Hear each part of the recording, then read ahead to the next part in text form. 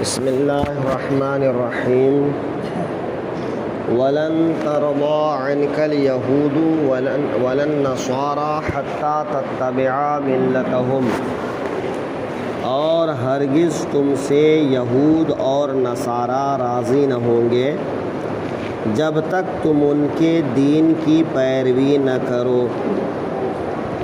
اس آیت میں اللہ تبارک و تعالی نے تمام کفار کا مزاج بتا دیا کہ چاہے وہ کافر کسی طرح کا بھی ہو، ان سب کی خواہش یہی ہوتی ہے کہ وہ مسلمانوں کو اس کے دین سے پھیر دیں۔ چونکہ عرب کے اندر زیادہ کر کے یہ یہود و نصارہ ہی تھے، تو خاص انہی دونوں کا نام لیا گیا، لیکن مراد سارے کفار ہیں اور دنیا بھر کے کفار ہیں۔ اور یہ خطاب اللہ نے اپنے حبیب سے فرمایا، لیکن مراد سارے مسلمان ہیں، اور یہ ہر زمانے کے لیے ہے۔ آپ تاریخ اٹھا کر دیکھیں تو پتہ چلے گا کہ ہر زمانے میں کفار کا یہ طریقہ رہا ہے کہ مسلمانوں کو ان کے دین سے پھیر دیں،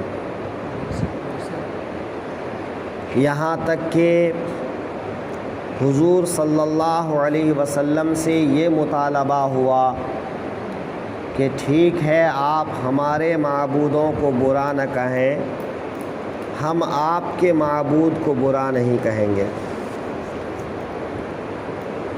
آپ ہمارے معبودوں کو غلط نہ کہیں، ہم آپ کے معبود کو غلط نہ کہیں گے۔ تو جب مشرکین عرب نے حضور کے سامنے یہ پیشکش کی تو اللہ تعالی نے سورہ کافرون اتار دیا، قُلْ يَا أَيُّهَا الْكَافِرُونَ لَا أَعْبُدُ مَا تَعْبُدُونَ، اے محبوب آپ کہہ دیجئے کہ اے کافرو، تم جن معبودوں کی عبادت کرتے ہو میں ان کی عبادت نہیں کروں گا، وَلَا أَنْتُمْ عَابِدُونَ مَا أَعْبُدُ، اور تم لوگ اس کی عبادت نہیں کرو گے جس کی عبادت میں کر رہا ہوں۔ تو یہ تمہارے ڈھکوسلے ہیں، لہٰذا ہر زمانے میں یہ مطالبہ ہوگا، لیکن توحید کا، اسلام کا تقاضا یہ ہے کہ ایک اللہ کو برحق مانے، باقی تمام معبودوں کو باطل مانے۔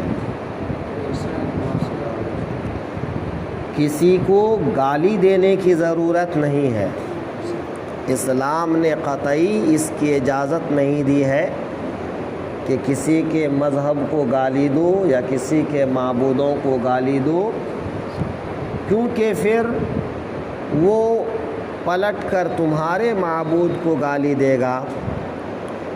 تو ایسا کرنے کی ضرورت نہیں، لیکن تمہارا ایمان اپنے معبود پر ہونا چاہیے، تمہارا عقیدہ یہ ہونا چاہیے کہ تمہارا معبود ہی معبود برحق ہے، باقی سب کے سب باطل ہیں۔ اس پر ایمان اور عقیدہ ہونا چاہیے، یقین ہونا چاہیے۔ رہی بات کہ یہ ہر زمانے میں تمہارے اندر شک و شبہ پیدا کرنے کی کوشش کرتے رہیں گے، اعتراضات اٹھانے کی کوشش کرتے رہیں گے، کرتے رہے ہیں، کرتے رہیں گے۔ لیکن تم کو اس میں بہکنا نہیں ہے، تم کو اپنے دین پر جمے رہنا ہے، اپنے ایمان اور عقیدے پر جمے رہنا ہے، اسی میں تمہارے لیے بھلائی ہے، اسی میں تمہارے لیے نجات ہے۔ وَلَن تَرْضَىٰ عَنْكَ الْيَهُودُ وَلَا النَّصَارَىٰ حَتَّىٰ تَتَّبِعَ مِلَّتَهُمْ، اور ہرگز تم سے یہود اور نصارہ راضی نہ ہوں گے جب تک تم ان کے دین کی پیروی نہ کرو۔ تو یہاں پر اتباع اور اطاعت دو لفظ بولا جاتا ہے۔ اطاعت جو ہے کسی کی ظاہری طور پر پیروی کر لینا، اس کی نقل اتار لینا، تو یہ اللہ کی بھی ہو سکتی ہے، رسول اللہ کی بھی ہو سکتی ہے، اور علماء، صالحین، اولیاء، خلفاء، یہاں تک کہ عادل سلاطین کی بھی ہو سکتی ہے۔ قرآن پاک میں اللہ رب العزت کا ارشاد ہے، اطیعوا اللہ واطیعوا الرسول واولی الامر منکم، کہ اللہ کی اطاعت کرو، رسول اللہ کی اطاعت کرو، اور تم میں جو اولو الامر ہو، پیشوا ہو، مقتدا ہو، رہنما ہو، ان کی پیروی کرو، ان کی اطاعت کرو۔ لیکن اتباع یقین، ایمان کے ساتھ، اذعان کے ساتھ، دل کی گہرائیوں سے کسی کے پیچھے چلنا، کسی کی پیروی کرنا، کسی کی بات مان لینا، یہ ہے اتباع۔ تو اتباع صرف اللہ اور اس کے رسول کی جائز ہے۔